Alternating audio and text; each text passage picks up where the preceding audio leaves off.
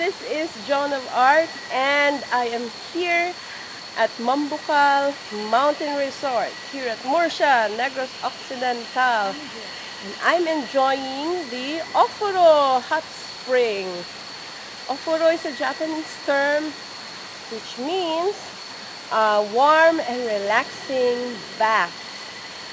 The more informal term is furo. It is also called an onsen, which is a hot spring. So this is actually very warm, and we're enjoying the hot and cold treatment here with my friends. Hi, Jessila. Say hi. Hi. And Tony. Hello. So, okay, for our Ilonggo word for tonight, our word is init, meaning hot. So, we're having a dip or hulom. So, we are having a dip, nagapahulom, here at the Japanese hot spring. So, it's pretty warm, kainit, or it's more than labaab.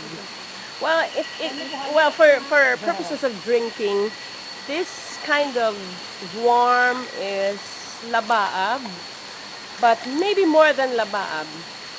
But labaab for purposes of drinking is just warm enough for people to drink hot chocolate or hot milk or hot coffee is boiling hot. So this one is just warm labaab or init.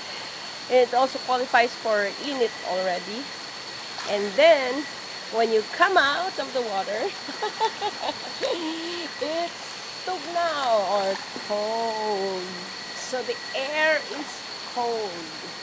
So what's great here is the contrast between hot and cold, because this is nighttime. It's almost 8 o'clock, I think.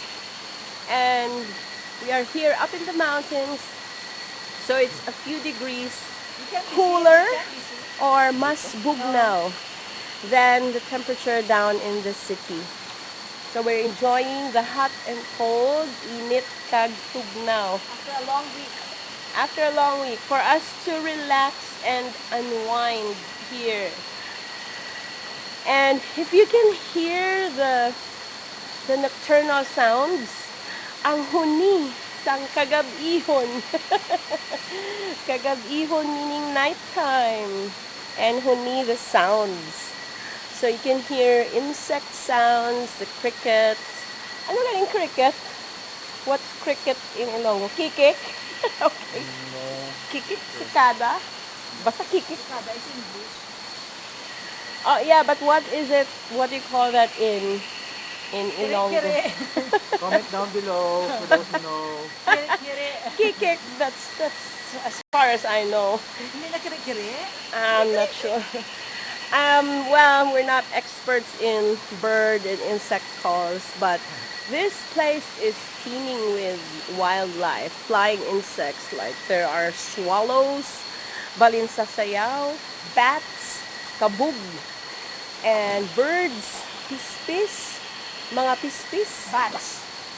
Bats, yes. So, mga kabug. Yeah, And live. hopefully, nobody's eating them for bat soup. But this place is really teeming with so much wildlife. So, we're here to relax and unwind. Magpahuway-huway. Pahuway means to rest. I've discussed it already in some of my earlier videos. But, yeah, just for this, for tonight, kanani magpahulom out sa init. Oh, tugnaw. Bugnaw is cool, tugnaw is cold. But here this is bugnaw ang hangin.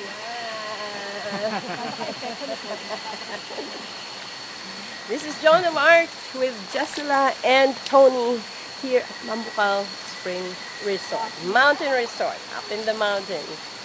Thanks for watching. Don't forget to like, share, and subscribe. Bye-bye for now.